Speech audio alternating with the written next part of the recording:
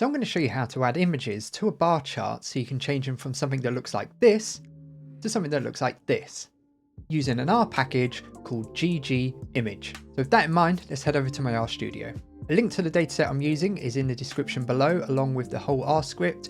And if you just want to just save the dataset and then use the Rscript, all you have to do is just save it in your documents folder and then run the Rscript. So first things first, let's load in that dataset and then view the data. So if we just run this, you can see the dataset is ordered 1 to 10, showing the top 10, and then the different constructors, the nationality, the amount of wins, and then also additional hex codes for the colors of the actual constructors, which you'll find very useful in a minute. So now we have that dataset loaded in.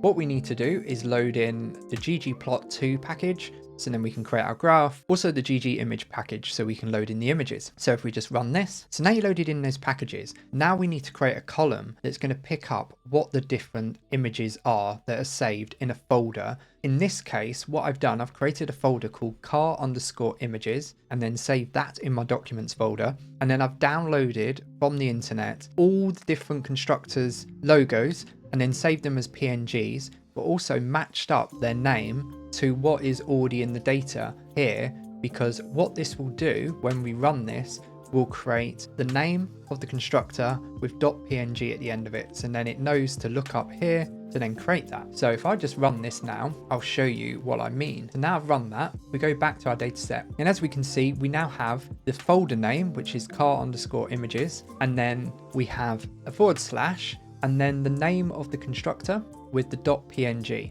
And how that's worked out is that you're creating a column called image file, which is this one here, image_file, and then you're just pointing to the data set to then create that column. And then you're using paste 0. And the reason for paste 0 is it removes any spaces or anything like that. So it makes it nice and clean. And then you're putting in within that function is in quotation marks, your folder name with the actual /. And then what you want to then use as your name. In this case, we're using the column car, which is there, to then give you your name, which is there.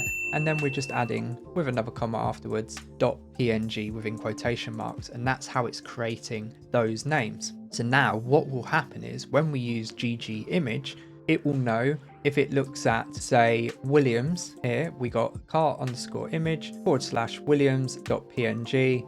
We know over here, it will use that particular image that is saved. So if we just create a simple bar chart now, that's just going to be using the color scheme that I've included in the columns, and then just lay it out by the number of wins by each constructor. And then all I'm doing here is using geom_bar, removing the legend, and using chord_flip to then make it so the bar chart is then horizontal. So if I run this now, we can see we now have our chart, but it's not in an order, we don't have numbers, and we also don't have the images at the moment. So the first thing we want to be able to do is take that same bit of information here, and if you look to this one, which we've got here, this is up to this point. The only difference between if I run this and this is that instead of here where you see it's x equals car, I've done x equals reorder car and then plus wins. So what it's doing is reordering the cars based on the wins.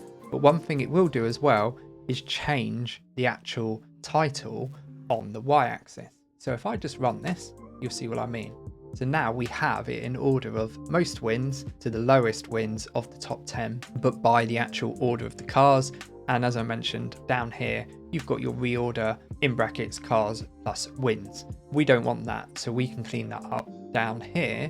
But the main thing is what you want to be able to do is now take advantage of being able to add in those images to the end of the bar chart.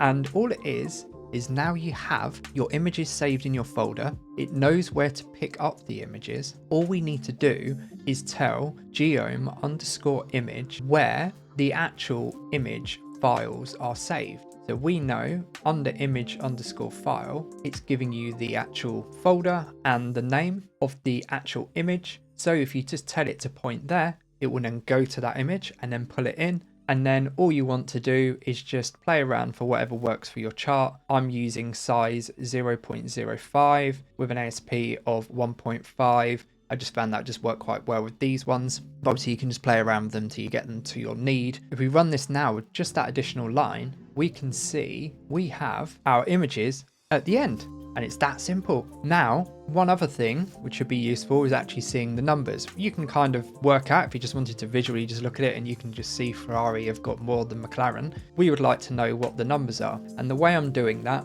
is by dropping in ggim_label, and then I'm using wins as what we actually want to see the number of. So that's why you put in AES and then in brackets the label, because that would be the number you want to see, is the number of wins all summed up.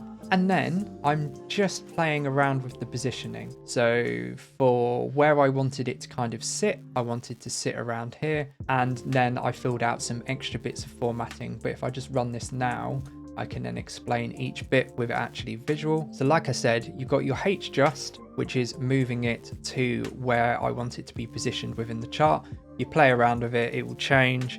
So if we just do 5 and then rerun, you can see they're all a bit further along. I found even if it was just 1, it wasn't quite right. So let's put back to 2, and that sat nicely between each one. And then color equal black is what the text is, and then the fill is white. And the reason why I ended up putting the fill in there, because if you're using black, that worked well with most of these, but when it got to like Red Bull or Brabham, it was just too dark and you couldn't see it, and then it just looked weird if it was just a white box. So I put in some padding as well to give it a line around the actual box, and then also you can adjust the size of how big you want it to actually be.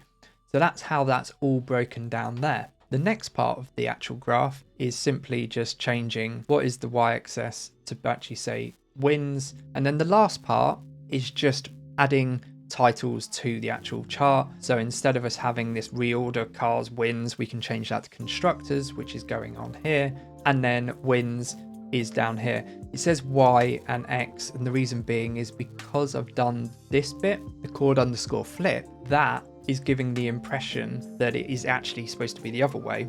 So really this would be X axis and this would be the Y axis, but because it's flipped, you need to take that into account when you're using chord flip, and just remember it's around the other way. The best way to remember is then look at what your actual ggplot looks like. So you can see here we got Y equals wins. So you know if you want to call it wins, stick to the Y. But if you get it wrong, you can always just change it. And then the last part is then just adding a title at the top. So if we just run this, we now have our chart with simple images on the side and a title explaining what the data covers. So now you know how to add images to a bar chart. It isn't just limited to just using a bar chart. You can do these with line charts. You can do these with scatter plots. It's just playing around, finding out what works, because all you need is just to add in ggim_image and then point to whatever you want that image to be, where it's saved in your documents folder, and then you can have a play around with different data sets. So I hope you found this video useful, and if you did, please give it a like and subscribe. And if you want to carry on your analytical journey, check out these videos over here.